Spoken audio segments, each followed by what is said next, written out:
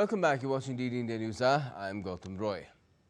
Now let's talk about sports. And opener John Campbell hit his maiden test century as West Indies fought back against India on day 4 of the second and final test in Delhi on Monday.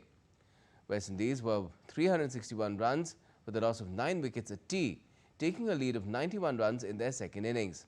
Campbell is the first West Indies opener to score 100 in tests since March 2023.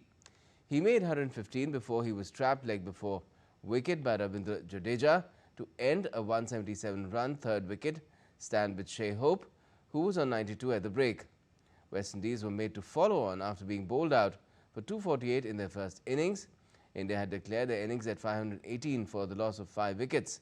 Indians are favourites to sweep the two-match series after they won the first test. Let me now take you across to DD India's Narayan Singh for more on this. Narayan, first of all, good afternoon. And now could you tell us what went wrong after India gave the Windies a follow-on? By now, it seemed that they would have the match in their bag, but things haven't really worked out to that plan.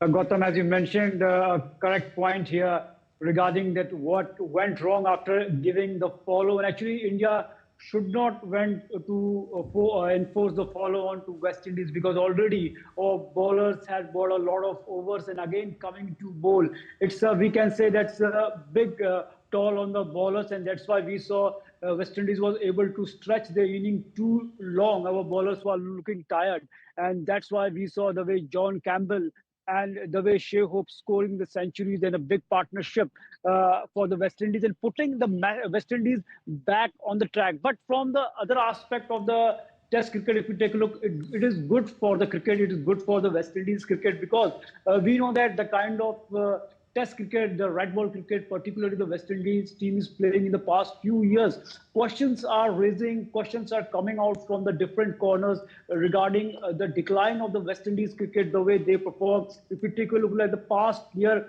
pink ball test where they were bundled out for 27 runs against Australia. So there were, we can say that, big worries about the West Indies cricket team. But yesterday and today, the kind of inning they played, definitely it will bring a ray of hope for the West Indies cricket, because we know that they were the veterans of the game. The West Indies cricket team has a legacy. We know that in 70s and 80s they dominated the world cricket. So that West Indies cricket was dying. But definitely I think that inning, the way Shai Hope and the way their opener John Campbell played today and yesterday, definitely it has, we can say that, give a glimpse of the past West Indies team, and it will also help them to go ahead and take their Test cricket forward. Because Gautam, actually now what happens in cricket, if any teams, if you take a look in the world, if they are playing the red ball cricket good, they are good in other formats also, whether it's ODI, whether it's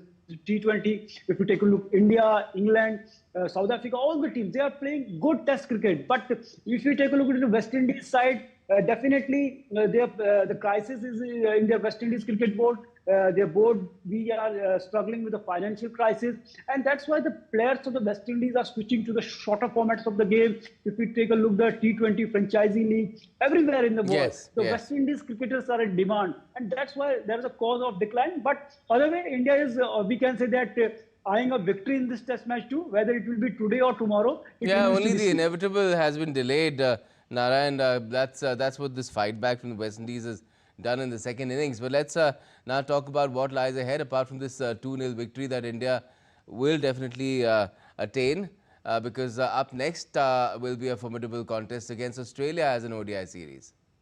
Definitely.